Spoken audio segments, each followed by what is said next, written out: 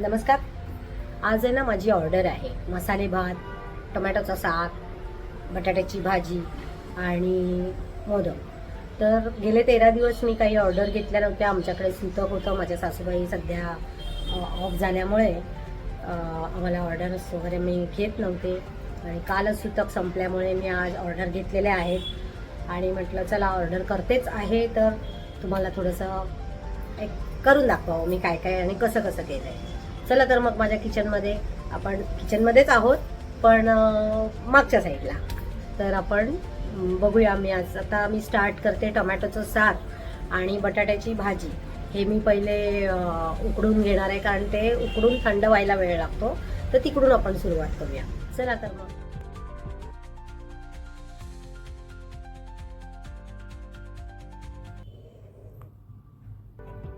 इथे मी आता जवळजवळ 1.25 ते 1.5 किलो टोमॅटो घेतलेत. मला ऑर्डर आहे 8 लोकांची, पण आज आमच्या घरामध्ये थोडंसं पाहुणे पण येणार आहेत आणि आम्ही 3-4 जणं असं मिळून मी एक 10 ते 12 लोकांचा स्वयंपाक करते. तर इथे मी आता टोमॅटोबरोबर 4-5 मिरच्याही घालून घेतल्यात आणि ओलं खोबरं घातलं आहे. आपण इथे नारळाचं दूध न काढता झटपट कसं करता येईल, ज्यावेळेस ऑर्डर असते त्यावेळेस मी काही गोष्टी अगदी म्हणजे आपल्या फास्ट कशा होतील याचा विचार करते, कारण आपल्याला वेळेत ऑर्डर द्यायची असते. इथे आता मी हळद घालून घेतले आणि पाणी घालून घेतले. तर टोमॅटो, मिरची, कोथिंबीर, ओलं खोबरं आणि कोथिंबीर, हळद हे सर्व घालून घ्यायचं आहे आणि आपण ह्याच्या मस्त 4 ते 5 शिट्या करून घ्यायच्या आहेत. आता इथे मी जवळजवळ 1.5 किलो बटाटे लावले आहेत. हे तुम्हाला सांगते की विदाऊट कांदा लसूण आपल्याला स्वयंपाक करायचा असल्यामुळे आपल्याला बटाटे जास्त लावायला लागत आहेत. तर मी दोन्ही साईडला इथे कुकर चढवलेले आहेत आणि दोन्हीकडे मी अगदी 5-5 शिट्या करून घेतल्यात. हे पहा, इथे छानपैकी आपल्या टोमॅटो छान मिक्स झालेला आहे, खोबरं वगैरे. तर आपल्याला ह्याचं मिक्सरमधनं ह्या सगळा पूर्ण याचं ज्यूस करून घ्यायचं आहे आणि इथे माझे बटाटे सोलून चिरून झालेले आहेत. तर आपण वाटण करूया. मी इथे काय केलं की आलं आणि मिरची ह्याचा एक खरडा बनवून घेणार आहे. तो पहिले आपण करून घेऊया. हे मी असं काय करते ते तुम्हाला दाखवते. आपण कॉमन मसाले करायचे म्हणजे वेळ वाया नाही जात आपला. तर इथे मी आता मिरची आणि आल्याचा एक खरडा करून घेते. यातला मी 1 ते 2 चमचे बाजूला काढून ठेवणार आहे कारण की मला मसाले भात बनवायचा आहे. आता इथे मी मसाले भाताची रेसिपी मला दाखवायला वेळच मिळाला नाही कारण आपल्याला खूप फास्ट करायचं होतं, त्यातच मोदकही दाखवायचे होते. हे पहा, मी इथे 2 चमचे हा खरडा बाजूला काढला आहे आणि सेम मिक्सरमध्ये मी कोथिंबीर आणि ओलं खोबरं घातलं आहे. आता हा जो खरडा आधी काढला तो मसाले भातासाठी होता आणि आता हे वाटण जे मी बनवते म्हणजे मिरची आणि आल्यामध्ये आता मी खोबरं आणि कोथिंबीर ॲड केली आहे. हे आपण बटाट्याला लावून घेणार आहे, बटाट्याच्या भाजीला मसाला लावणार आहोत. तर इथे आता माझं हे वाटण पण तयार झालं आहे. अगदी बारीक फाईन पेस्ट करायची गरज नाही आहे. आपण अगदी असं भरड ठेवले तरी चालतं आहे.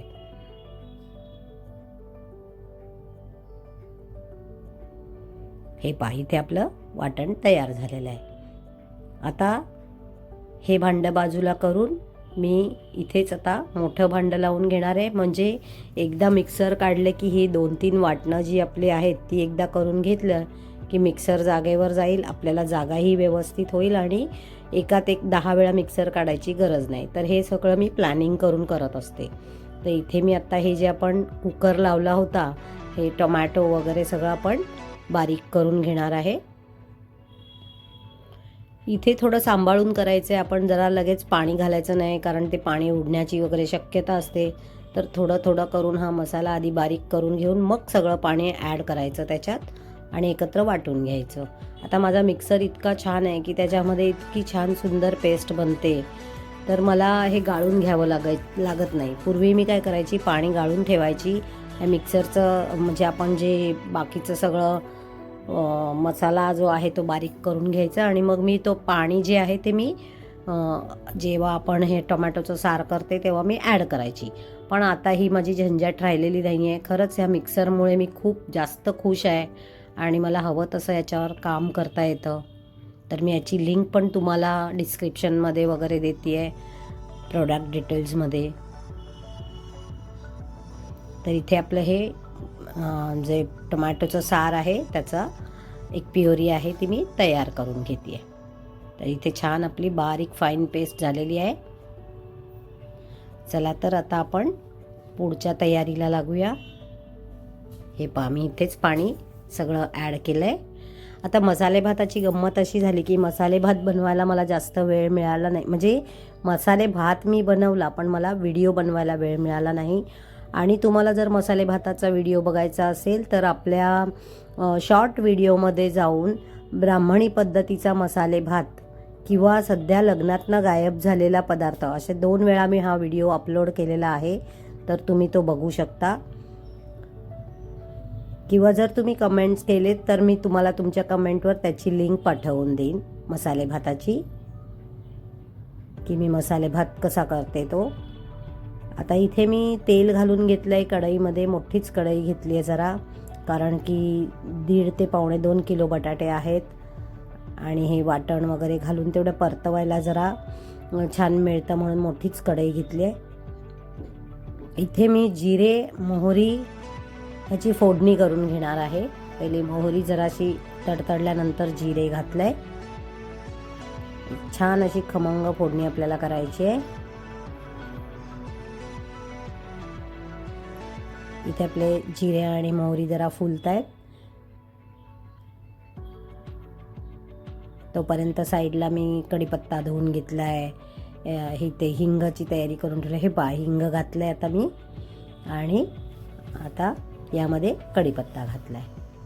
कढीपत्त्याशिवाय बटाट्याच्या भाजीला मजा नाही. आणि आता आपण जे हे वाटण केलं होतं, खोबरं, आलं, कोथिंबीर आणि मिरची, हा सगळा मसाला मस्तपैकी तेलामध्ये परतून घ्यायचा आहे.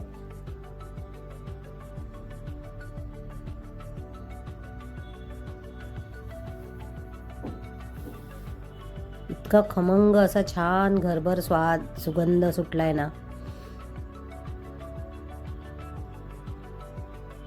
यामध्येच आता आपल्याला सगळं हा आधी वाटण ना व्यवस्थित हे काढून घ्यायचं. आता तुम्हाला बघाल तर तुम्ही चमच्याने हे सर्व काढू शकत नाही. तर आपल्याकडे असं स्पॅच्युला असेल त्याने सर्व वाटण हे काढून घ्यायचं, कारण आपल्याला यात पाणी घालता येत नाही या भाजीमध्ये. तर या स्पॅच्युलाने आपलं अर्ध अधिक काम होऊन जातं. छानपैकी इकडे परतून घेतलेलं आहे मी.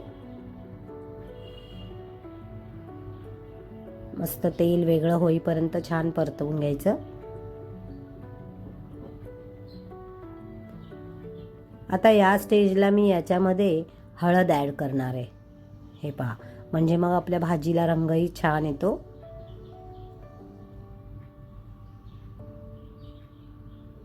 तर ही हळदसुद्धा यात आपण मिक्स करून घ्यायची आहे.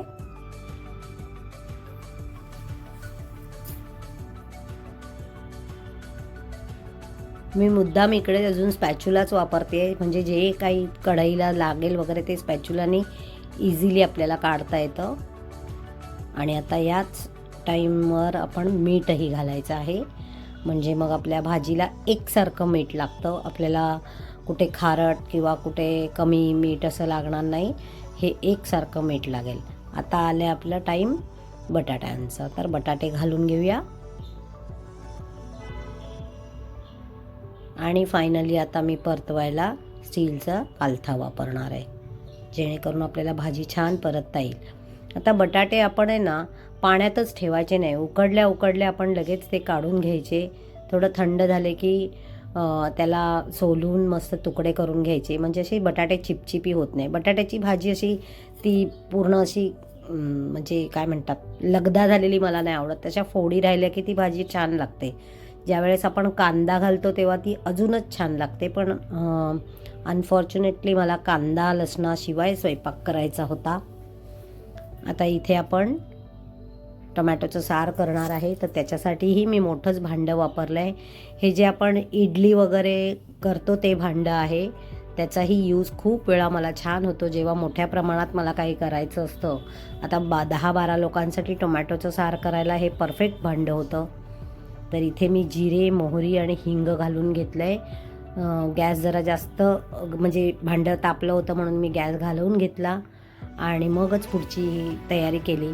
आता तुम्ही बघाल तर मी यातनं कढीपत्ता घातला नाही, मुद्दामच नाही घातला, कारण नाहीतर तो काळा पडला असता आणि मग कढीपत्ता असा फोडणीत काळा झालेला मला आवडत नाही. म्हणून मग मी काय केलं की इथे आता फोडणी झाल्यानंतर त्यावर तिखट आणि म्हणजे आपण मिरच्या तर घातल्या आहेत त्या अंदाजाने आपण तिखट घालायचं, थोडा रंग पण येतो आणि अजून चव छान लागते. आणि अजून आपल्याला ॲड करायची धणे पावडर. धणे पावडरनी एक आपला मस्त त्याला स्वाद येतो. आणि इथे मी जे पाणी घातलं त्याच्यामध्येच तुम्ही बघाल तर मी कढीपत्ताही मिक्स केला होता. तर हे आपलं सगळं छान परतून झाल्यावर आपल्याला अजून पाणी ॲड करायचं आहे, कारण की आपण हे पातळ असं मसाले भाताबरोबर हे सर्व करतो आणि ते खूप टेस्टी लागतं. जर तुम्हाला नुसतं सूप म्हणून प्यायचं आहे तरी तुम्ही पिऊ शकता, कारण याच्यात नारळ आहे, टमॅटो आहे, कुठेही अतिशयोक्ती नाही आहे. इतकं छान आंबट, तिखट, गोड अशी त्याची चव लागते. फार तिखट पण नाही करायचं, म्हणजे मग ते खूपच छान लागतं. हे पहा, आता मी ह्याच्यात मस्तपैकी पाणी ओतून थोडं पातळ असंच केलं आहे. आता यात आपण चवीप्रमाणे मीठ घालायचं आहे आणि आंबट तिखट आहे तर गोड आलंच, तर मी आता याच्यात थोडा गूळ घालून घेतला आहे. त्याबरोबरीने आपण याच्यामध्ये आमसुलं पण घालून घ्यायचे आणि हे सर्व एकत्र करून छानपैकी ढवळून घ्यायचं आहे. इथे भरपूर पुन्हा कोथिंबीर घालायची आहे आणि आपले भाजी आणि टोमॅटोचं सार तयार झालेलं आहे. भाजीवर पण आपण कोथिंबीर घालून घ्यायची.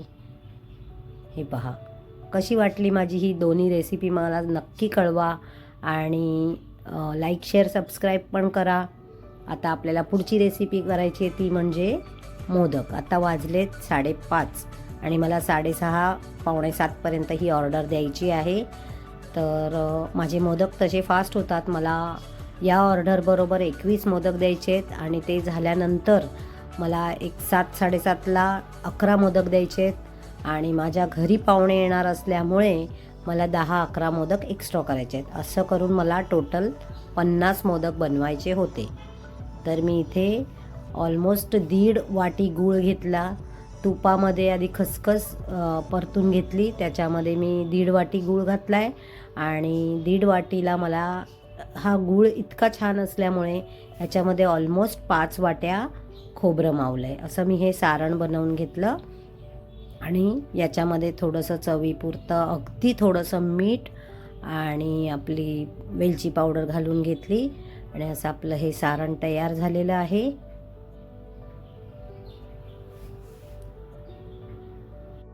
बघा किती छान रंग आला आहे आपल्या सारणाला. मी श्रीसुदनचा जो गूळ वापरते त्याला खरंच खूप छान रंग येतो आणि चवही छान लागते. आता आपण हे सारण झालं की पीठ उकडायला ठेवणार आहे, उकड घेणार आहोत पिठाची. तर हे पीठ आहे हे मी स्वतः बनवलेलं आहे घरी. त्याचीही लिंक तुम्हाला हवी असेल तर मी नक्की देईन की कसं मी घरच्या घरी पीठ तयार करते, अगदी रेशनच्या तांदळापासनं. तर तुम्ही बघू शकताय मी इथे 2 ग्लास भरून पाणी ठेवलं आणि आत्ता हे ताजे मोदक द्यायचे आहेत, कारण मी फ्रोझन मोदकही करते त्यावेळेस मी दूध घालत नाही, कारण मग दुधाचा एक काही काळाने वास यायला लागतो. तर आत्ता मला ताजे मोदक द्यायचे असल्यामुळे मी थोडंसं दूध ॲड केलं, मीठ आणि साखर हेही पाण्यात उकळवताना घातलं आणि याच ग्लासनी 2.5 ग्लास, म्हणजे या ग्लासने आधी मी पाणी ओतून घेतलेलं, आता सेम 2.5 ग्लास मी पीठ चाळून घेतलं आणि ते पीठ यात घालून घेतलं आहे. हे हळूहळू करत आपण सगळं एकसारखं करून घ्यायचं आहे आणि त्यावर झाकण ठेवायचं आहे. एक 3 ते 4 मिनिटांनी मी हे झाकण काढून पुन्हा अलगद हाताने हे परतून घेतलं आहे, म्हणजे व्यवस्थित असं खालीवर करून घेतलं आणि आता ही उकड मी परातीत घेणार आहे. परातीत घेतल्यानंतर ही जी आपली कढई असते याच्यामध्ये पाणी घालून घ्यायचं. मग ते पाणी आपल्याला ही उकड मळताना यूज होते आणि याला लागलेलं सर्व पीठ आपलं यूज होऊन जातं. तर ही टीप कायम लक्षात ठेवा. हे एकदा पीठ काढलं की व्यवस्थित त्याच्यात पाणी घालून सगळं व्यवस्थित म्हणजे गरम असतानाच पाणी घालायचं आणि बाजूला ठेवायचं की ते पाणी सर्व यूज करता येतं. आता मोठ्या सरफेसचं भांडं घेऊन ह्याचं सर्व आपण हे पिठाच्या गाठी मोडून घ्यायच्या. इथे मी तोपर्यंत मसाले भात पण एक साईडला तयार करून घेतला आणि आता बघा आपल्या मोदकाची तयारी. मोदक मी करते आहे. तर माझं ह्या पुरी मेकरमध्ये मी म्हणजे आपल्या पारी करून घेते आणि 1 मिनटाला एक असा माझा मोदक होतो. त्यामुळे एक साईडला मी मोदक करत होते, एक साईडला आमचे ऑर्डर भरायचं काम चालू होतं. पण माझ्या मिस्टरांची खूप मदत झाली.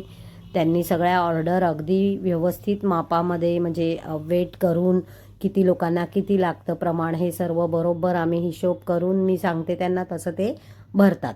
आणि मग त्यांनी सगळं पॅकिंग केलं. तोपर्यंत मी एक साईडला पटापट मोदक करून घेतले, त्याची उकड करून म्हणजे मोदक उकडून घेतले आणि छान असे मोदक म्हणजे माझ्या कस्टमर्सला तर माझे मोदक कायम आवडतात, पण त्यांना जेवणही सर्व खूप आवडलं. तर अशी माझी ही आजची ऑर्डर होती.